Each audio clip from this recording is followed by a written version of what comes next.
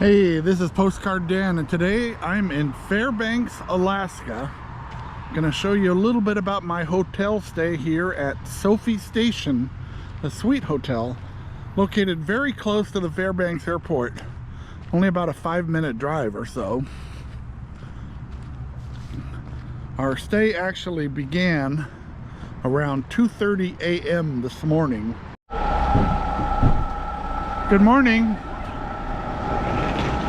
We came in on a flight which was delayed more than a couple of hours in getting here. So here's a look at when we first arrived. We'll actually start at the airport.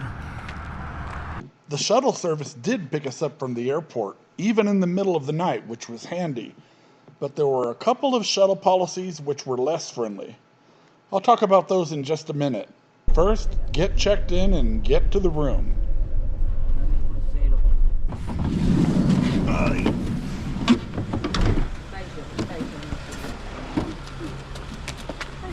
Thank you.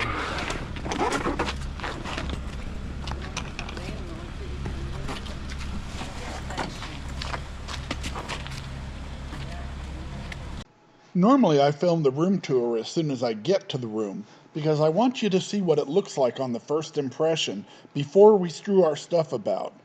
But I'll confess that on this particular night, in the middle of the night really, after a late flight and compounded by a 2-hour time difference, all I wanted to do was go to bed. Well, I usually like to film the whole room before we move in, but since it's 2:30 in the morning, just give you a quick look at the bed here. The rest of the room tour probably gonna have to do with all of our stuff in the way. There's a quick look at here. Oh, there's a safe like that.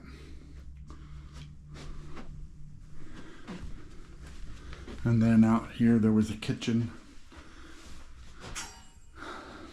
and a living area. Like I said, I'll film more of this tomorrow. Good night. Well, good morning. Here's a quick look at the kitchen. It's got a stove that's interesting. These burners looks like a stove from 1980, but it's a stove complete with an oven. We've got a toaster and a microwave and a tea kettle. Here above the tea kettle also are some paper towels. And then over here is a coffee maker with a selection of coffee. That's pretty generous. Oh, maybe these are single use. Pizza cutter, spatula, can opener, a bottle opener, potato peeler.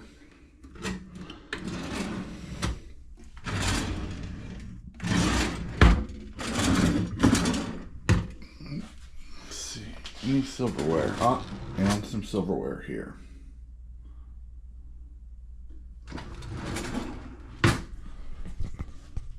Dishwashing soap. Not a dishwasher, so you can wash the dishes by hand, I guess, and dry them off. Some coffee cups. A few plates. A little bowl, wine glasses.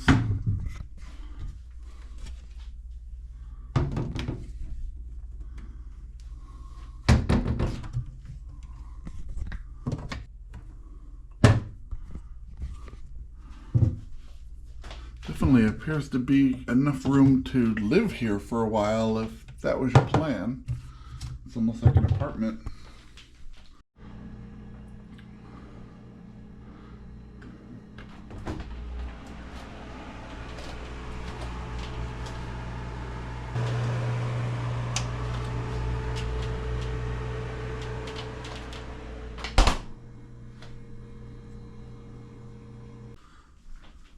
Over here there's a closet and a box fan. Wow. As one who likes to sleep with a fan, actually something that I miss in a lot of hotel rooms. A desk over here. And then over this way is the living area.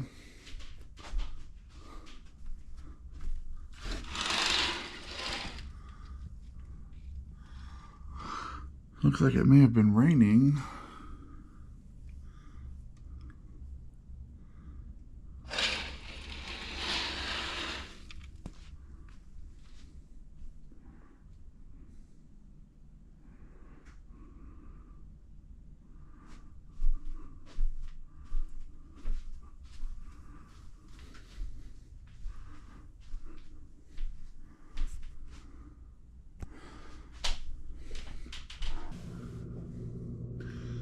Here in the shower, there's 3 large towels, 3 smaller towels.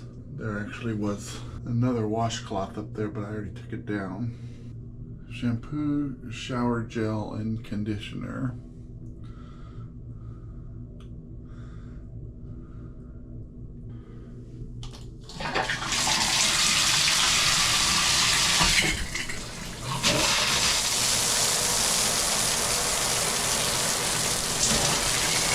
Great water pressure. This room really has everything you might need for a long-term stay, with so much space and full-size appliances in the kitchen, including a stove, oven, and refrigerator, not a mini fridge. There weren't any built-in USB ports, but it's not a problem because there's no shortage of electrical outlets in this room. And don't forget that fan, something so unusual that it's not even on my list of normal amenities to check for. There were just a couple of minor things that I noticed later on in our stay. Unfortunately, the safe doesn't seem to be big enough to fit a laptop. I mean, it's big enough, but you can't really get it in there because this door doesn't open quite wide enough. So the locking part of the door prevents you from being able to get the laptop in there.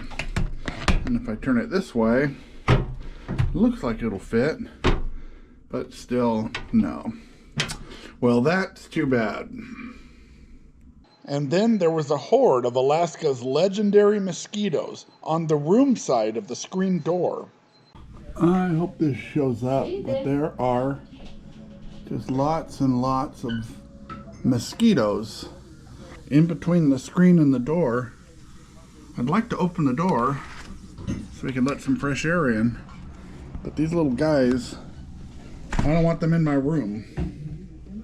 And there are lots of them here. I hope that shows up on camera, just how many there are. Anyway, there's no air conditioning in here, only a heater. So the inability to open the door and let some fresh air in is a little bit disheartening. The availability of shuttle service was one of the reasons that I booked at Sophie Station. But in practice, the rules that they had and the staff's inflexible posture made the service much less attractive. So here's the first wrinkle that I've encountered. This shuttle only will take you someplace if you're checking out. So I had hoped to take the shuttle over to the airport to pick up a rental car this morning, but they won't take me unless I'm actually leaving the hotel. So I have to get an Uber or a taxi over back to the airport, which I don't think is very far, only a couple of miles. But it's something to be aware of if you're staying here and you're counting on using the shuttle. I was able to make reservations for the shuttle for tomorrow to take us to the train station when we leave the hotel. But yeah, that's a little bit of a bummer that they won't just take you to the airport when the van is sitting here.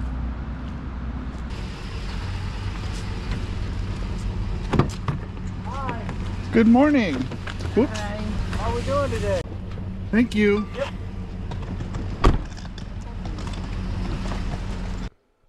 And that wasn't my only beef with the shuttle service. It actually started when we first arrived at the airport in the middle of the night. When I called to get the shuttle, the gentleman who answered the phone told me that he wouldn't send the shuttle until we actually had our bags in our hand. So he told me to call back once we had our bags. Maybe I should have just lied to him and told him that we already had our bags, but I didn't. It turns out anyway that he did indeed send the shuttle, because after we got our bags and I called back, he said the shuttle was well on the way. And once we walked out the door to find it, it arrived within about 2 minutes.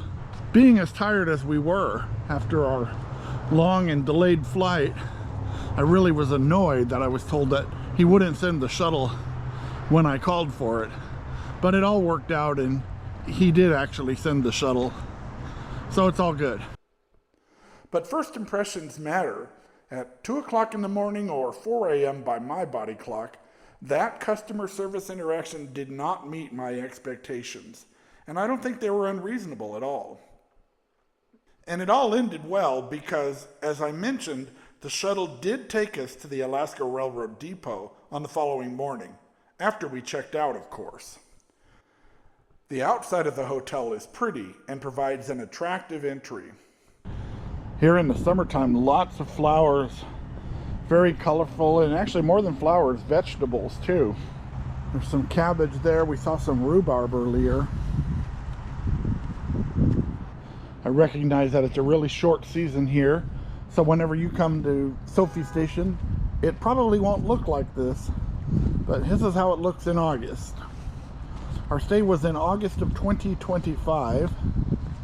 Stayed 2 nights, midweek, Wednesday night and a Thursday night. As far as the other amenities on the property, inside the lobby, a lot of comfortable seating, some Alaska artwork,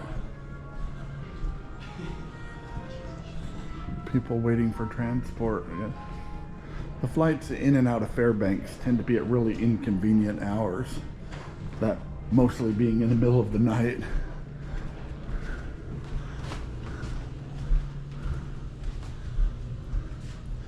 Here's the fitness room. It's open 24 hours. There is no pool here, nor any hot tub.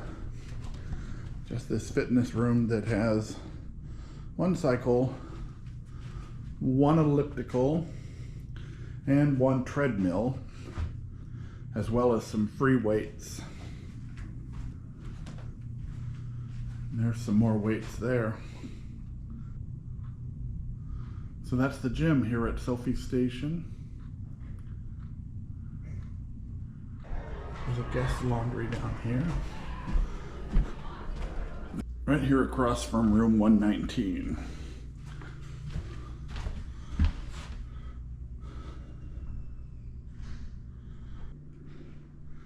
Two washers below. 2 dryers up above.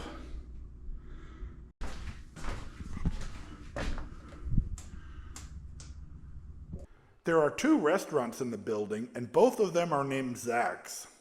The one called Zach's Restaurant was not open on the night we were there. And it would appear that this one is closed.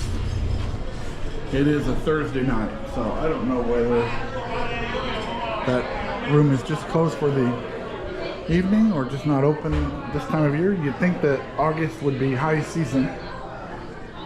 The other one is called Zach's Express, and it's also a lounge. It seemed pretty lively, but we didn't get a chance to try it out.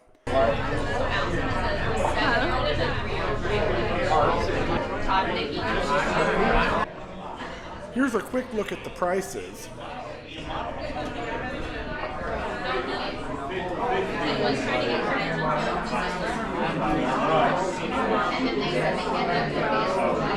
And the specials.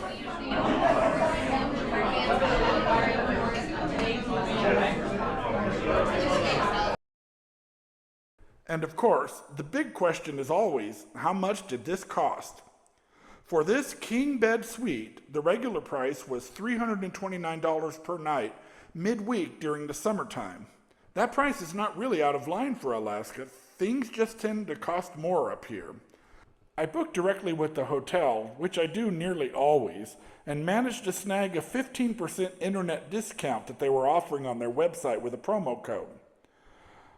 There's no resort fee at Sophie Station and no charge for parking, so the only additional charge was just the 8% share that the government tax on for its cut. And my final bill was just over $600 for the 2 nights. And we'll say goodbye to Sophie Station. So that's my look at Sophie Station here in Fairbanks. Would I stay here again? Yes. I wish that the shuttle service had been a little bit more accommodating, especially when the van is there anyway, but that was my only gripe. These very large suites are a definite plus. I hope you enjoyed this video, and if you did, I'd ask that you click on the thumbs up so that YouTube will share it with other people who might be looking for information about places to stay in Fairbanks also. And if you're enjoying the content on Postcard Dan, I'd be honored to have you as a subscriber. This is Postcard Dan in Fairbanks, Alaska. Thank you for watching.